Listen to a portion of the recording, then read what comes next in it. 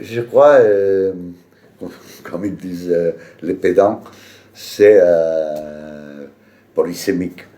Je l'ai choisi parce que, disons, si à crémation, j'avais l'idée claire que c'était la première ligne, l'agitation, l'argent, c'était les gens qui faisaient l'histoire, mauvaise histoire, mais l'histoire. Ici, c'était des gens qui. C'était les derrière-plans, et c'est la marée, c'est la boue, c'est les choses qui ont été apparemment aux marges de l'histoire. Alors, il me semblait c'est un personnage qui est aux marges de l'histoire, qui est resté au rivage, c'est le protagoniste, c'est le paysage qui est resté au rivage, c'est le lieu le plus misérable où il y avait, disons qu'il a un sens d'un livre de tout ça qui laisse à côté de l'histoire, qui laisse au rivage de cette marée, de cette vague. Et je voulais un titre qui soit neutre, qui fût même pas poétique, pas tragique, pas rien de tout ça. Une simple description, mais qu'en même temps, il était chargé de choses. Comme j'aime que pour les couvertures du livre aussi, il y a une image neutre, parce que, disons, le livre, il est déjà assez c'est angoissant comme pour renforcer avec des messages supplémentaires.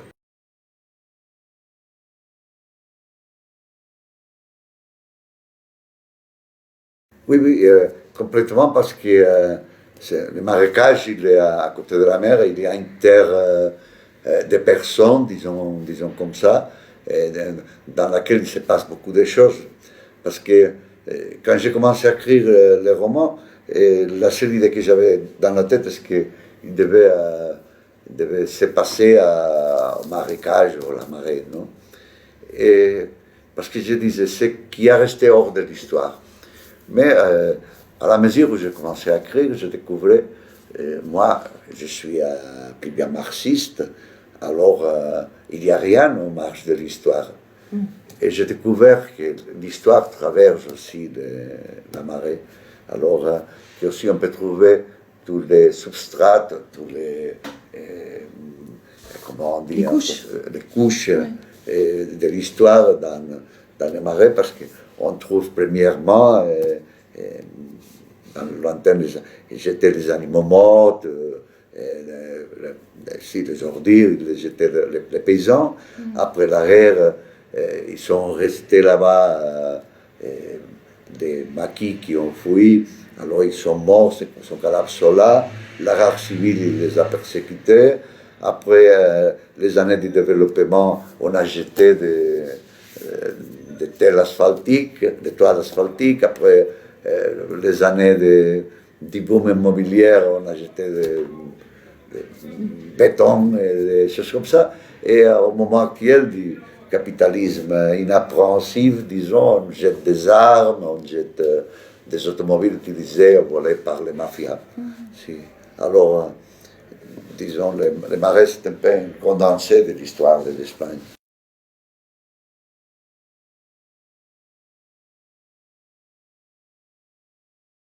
Mycène, pourquoi village imaginaire? Parce qu'ils me permettent de mettre toutes ces coordonnées d'un côté, et de l'autre, ils me permettent une certaine pudeur, m'éloigner de l'histoire concrète, je peux tuer quelqu'un qui n'est pas mort, je peux faire que la montagne soit un peu à droite, un peu à gauche, selon les convenances littéraires, et une certaine pudeur, une certaine utilité dans ce sens, et une certaine capacité de représentation de beaucoup de choses que peut-être un seul village ne représenterait pas exactement. Quand est venue la crise économique, me disait, vous étiez prophète avec vos livres, création et tout ça. Et j'ai parlé beaucoup de la carte volée d'Edgar Allan Poe, qui a ce séminaire Lacan sur ce texte. C'était une chose tellement évidente que personne ne voyait pas. Alors je crois que la littérature c'est une façon d'apprentissage. je ne crois pas à une littérature amusante. Disons, je m'amuse autant que j'apprends. Si je n'apprends pas, je ne m'amuse pas. Quand une chose me fait rire, c'est parce qu'il me fait voir la réalité d'une façon que je ne voyais pas. Alors, cette surprise me fait rire, ou me fait pleurer, ou me fait m'étonner. Et, et dans ce sens, je vois la littérature comme une façon de raconter des choses que d'une autre façon on ne peut pas raconter. Quand on me dit votre roman est un roman sur la crise, avant on me disait le roman est un roman sur le béton, avant on me disait votre roman c'est un roman sur le franquisme. Est-ce que vous écrivez un roman sur le franquisme, disait avant. Non, j'écris sur moi maintenant. Mais pour comprendre que je suis, ou est-ce que, comment je suis matérialiste, alors mon âme c'est fruit de son temps. Mon âme est fruit de ce que je lis, de ce que je perçois, de ce que mes héritages. Alors, je n'écris pas sur la crise. J'écris sur les contradictions auxquelles je m'affronte, et sont les contradictions de mon temps. Et ce roman est un roman sur la crise. Disons oui, mais un roman, si chacune des parcelles du moi. Je dis toujours, tous mes romans, je ne suis pas aucun des personnages de mes romans, mais en même temps, je suis tous les personnages de mes romans. Et tous mes romans, ils peuvent avoir un titre pour tous, Chirves contre Chirves. Parce que chaque personnage, c'est une parcelle de moi, qui est notre personnage détruit, qui est notre personnage détruit. Alors, ce que j'ai fait, c'est un exercice de purification, disons comme ça, de destruction. J'essaie de dynamiter tous mes topics, mes fausses idées, mes idées, récits, tout ça à travers mes romans pour essayer de comprendre ce qui se passe autour de moi, et qui n'est pas exactement ce qui nous racontent les journaux chaque jour, ou l'histoire officielle, ou les choses qui nous racontent par télévision. Je crois que tous mes romans, ils ont été romans réactifs contre ce que je voyais autour de moi, et ce qu'on me racontait, je voyais une autre chose.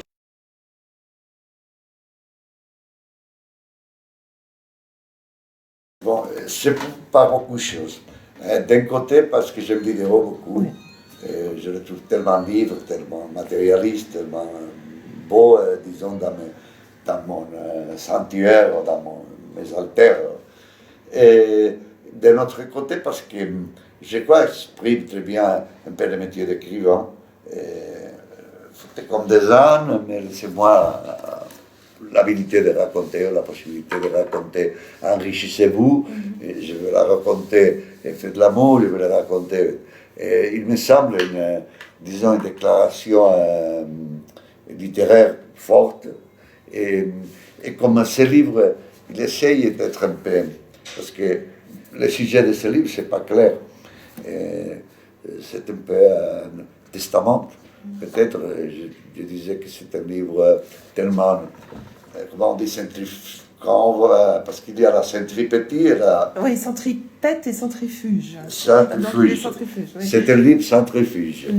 C'est-à-dire, c'était le pure digression. Parle de migration, prostitution, pédérastie, aliments, l'huile, les repas, les poissons, la vieillesse, la mort, disons tous les sujets, ils sont là parce que c'est une réflexion. Quand je l'écrivais, je disais, est-ce que c'est moral ou c'est possible de faire ça? Je pensais, je disais, bon, et les écrivains du 19e le faisaient, et Dos Passos le faisait dans ce siècle, il faisait la trilogie américaine.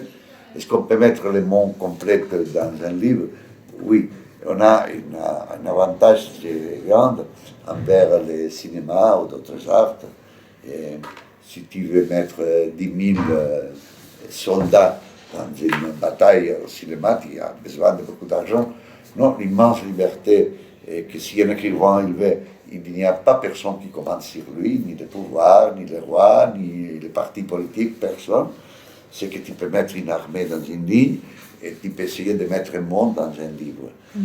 Et le projet, c'était ça, c'était faire un livre qui avait dans la littérature la force tripette, c'est-à-dire un langage qui soit très dense, très tendu, et qui soit capable de faire devenir tout ça un seul texte, avec tous ces éléments épars.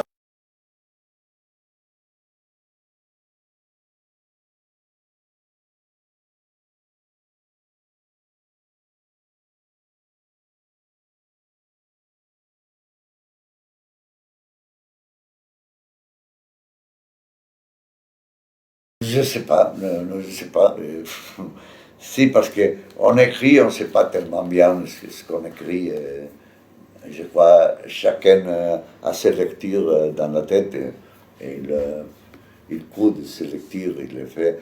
Et, je ne sais pas, le modèle que j'avais dans la tête, c'était un peu Dos Passos. Et aussi, j'avais, comment s'appelle cet homme-là, Swift, l'histoire d'une barrique.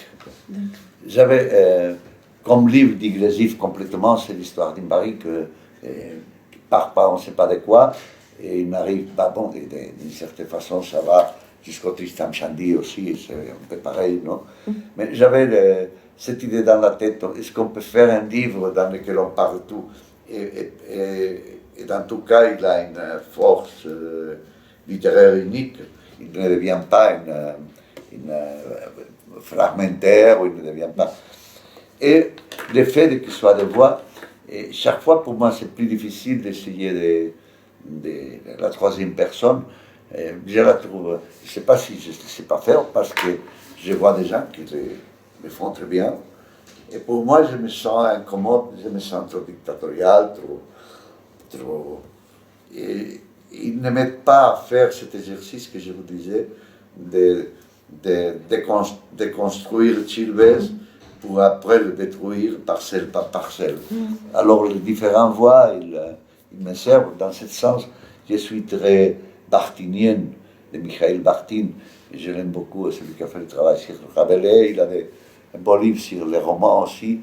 Et quand il dit qui c'est le romancier c'est pas Cervantes, c'est pas Don Quichotte, c'est pas Sancho Panza, c'est pas la marquise, c'est cette comment dirais-je, cet esprit, cette respiration qui passe entre tous les personnages.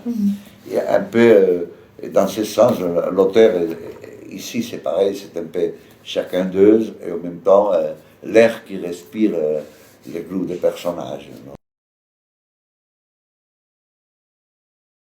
On me dit, qu'est-ce que ça veut dire la marée? Et je dis, si je le raconte, il perd sa capacité de dire beaucoup de choses, parce que les livres n'expliquent pas les choses. Les livres, ce qu'ils font, c'est te faire penser et te faire peut-être une phrase dit plus qu'un tractat d'économie, parce que, comme il disait Pavese, ce qui fait la littérature, c'est que des mots qui jamais savaient retrouver, ils se trouvent dans un moment donné, ils ouvrent une réalité nouvelle, ils te font voir une autre chose, non?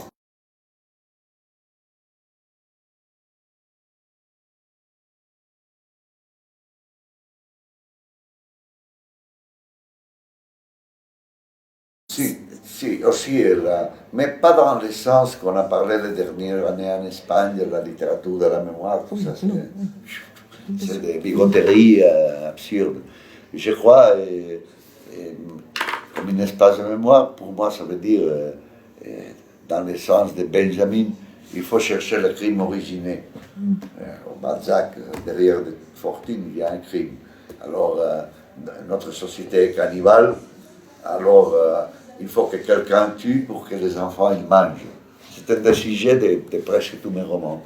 Il est toujours dans mes romans, il n'y a pas richesse innocente, et toujours il faut que quelqu'un a commis des crimes pour acheter ton innocence.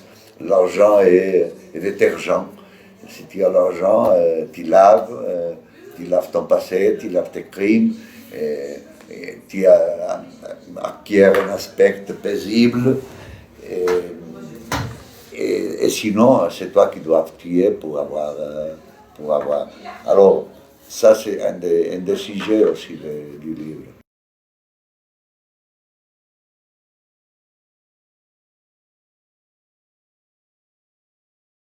Si la Bible commence avec un crime, et c'est vrai qu'on commence à être ensemble avec un crime.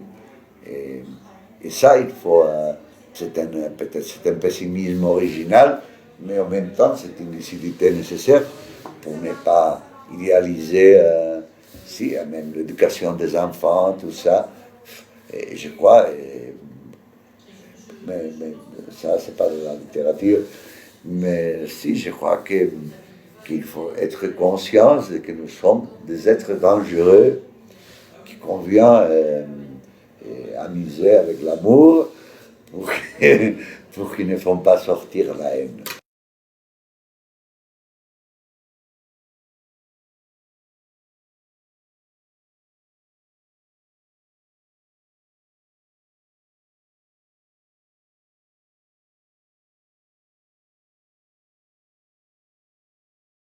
Si, je le crois absolument.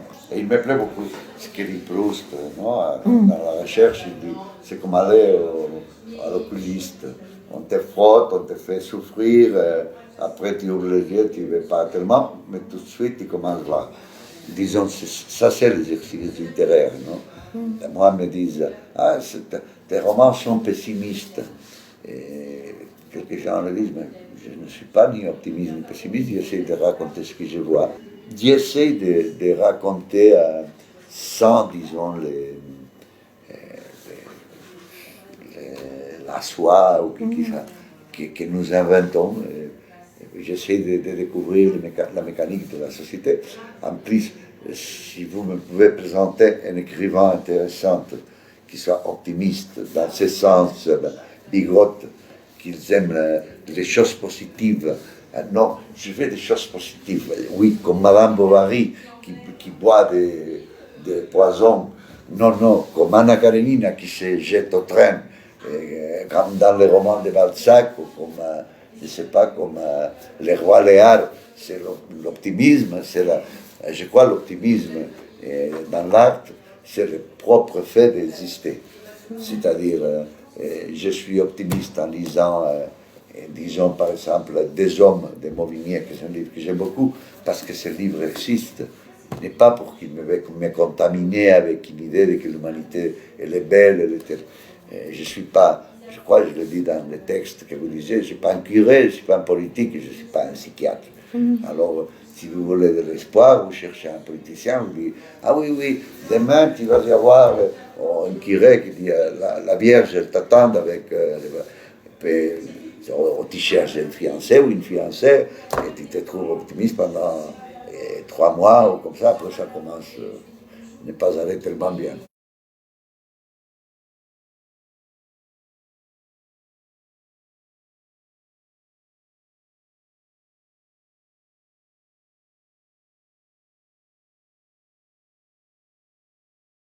C'est de la même façon que le livre, c'est Silves contre Silves, c'est le lecteur contre le lecteur. C'est-à-dire, toujours je dis, aucun personnage doit être plus con que l'écrivain. Tous les personnages ils doivent être plus intelligents que l'écrivain, ou savoir plus de choses que l'écrivain. Parce que sinon, je ne suis pas très intelligent, si en plus je fais des personnages moins intelligents que moi, alors ça veut dire que je fais des personnages complètement cons. Et je pense que de la même façon que pour moi, l'écriture, c'est une façon de nager dans cette mare orageuse et d'essayer de faire sortir la tête. Voilà. Je crois que c'est le même exercice pour le lecteur. Tout apprentissage et savoir qui nous sommes, où est-ce que nous sommes, qu'est-ce qui nous entoure, découvrir les traits qui nous unissent aux autres, quelles sont la vérité. C'est pareil dans la lecture. C'est-à-dire, la lecture te met en question. Il devrait, pour moi, si c'est ce que vous me dites, c'est un succès. C'est-à-dire, si ça vous fait réfléchir, Alors, je suis très content parce que je crois qu'un roman qui ne te change pas les points de vue sur quelque chose, après l'avoir lu, il ne mérite pas la peine. Et moi, tous les livres que je lis, ils ont changé ma vie. Tous les livres que je trouve bons, ils ont changé ma perspective. Ils l'ont fait varier, encore qu'il soit un tout petit peu. Alors c'est un bon livre. Si tu commences et tu finis le livre avec le même état d'âme, ça veut dire que tu peux éviter ce livre et t'en aller au cinéma ou te promener ou tout ça.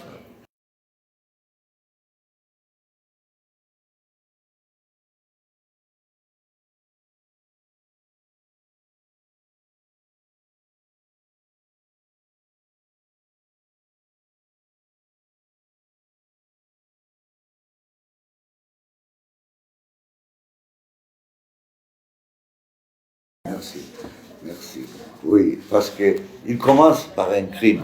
Les gens disent, on va voir un polar. Non, parce que pour moi, la vie, c'est pas une chose que tu dois découvrir, c'est pas un plot que tu dois découvrir. Non, la vie, c'est des décisions que tu dois prendre d'un côté de l'autre, c'est des positions que tu prends envers l'un, envers l'autre, tu lui donnes la raison à un, tu l'enlèves, tu changes d'opinion après d'avoir écouté l'autre. Alors, ce que je dis, si tu penses que tu vas résoudre le roman, parce que tu vas trouver qui les a tués, ou pourquoi les a tués, tu te trompes. Tu as rentré dans la piège, et ce que tu vas te trouver, que, disons, le cadavre, c'est toi, et c'est toi qui es dans le marais, et c'est toi qui dois découvrir tes raisons pour être dans le marais. Et un peu, c'est une lecture possible pour l'adulte.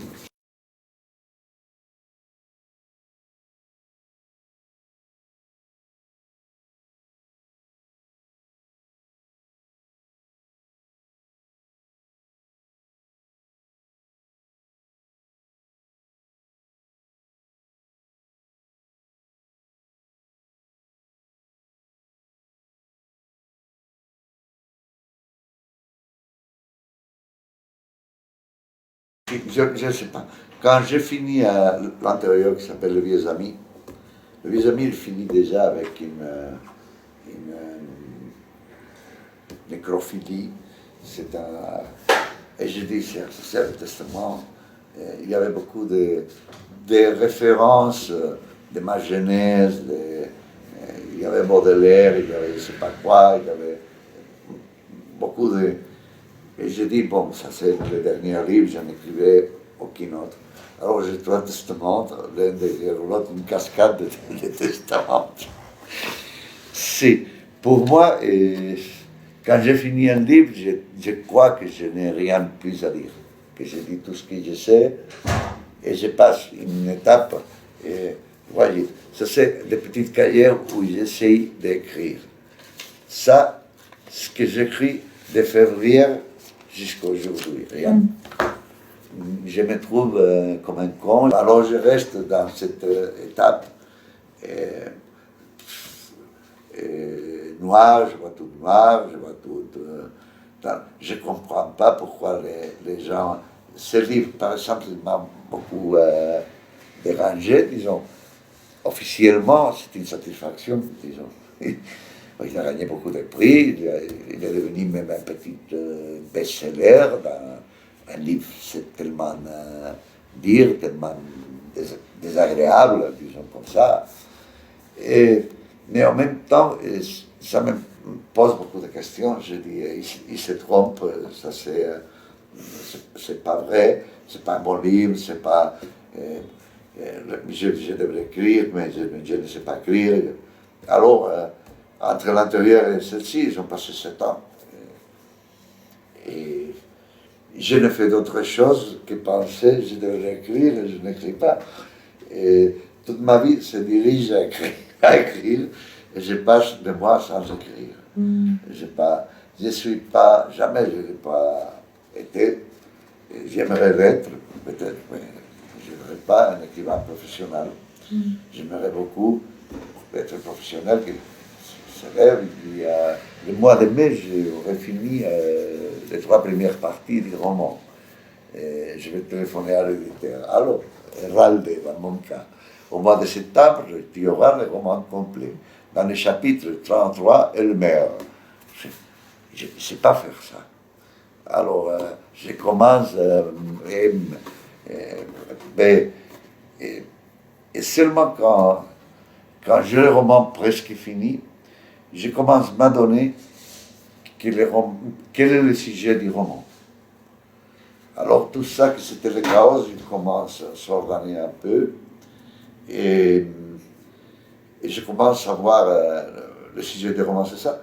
Et alors, j'ai un moment de sécurité, je coupe, ça non, et même toutes les phrases qui te viennent à la tête, ils vont au roman, ils rentrent.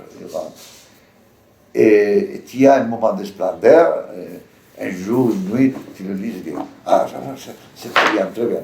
Tu la vois, le lendemain, tu téléphones et tu dis, non, ne le lis pas. Et là, ne le lis, c'est pas le questionner. Non.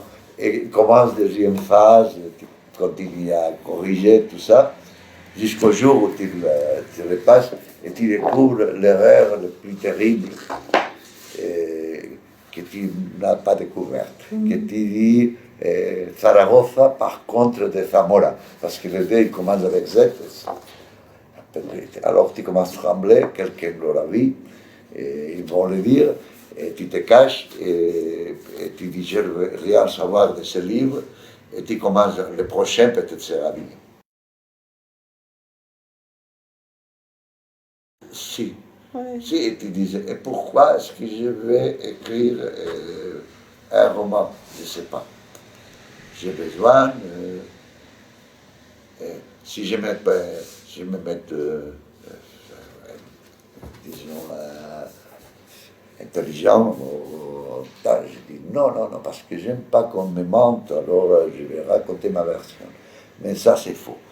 Parce que on ne sait pas pourquoi on écrit.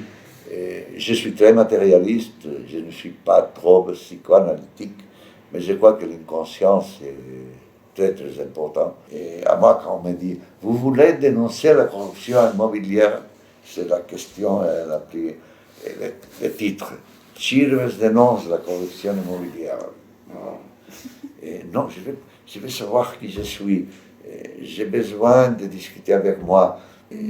C'est une façon de vivre, une façon d'affronter les choses, une façon de souffrir. Je suis un peu masochiste, peut-être.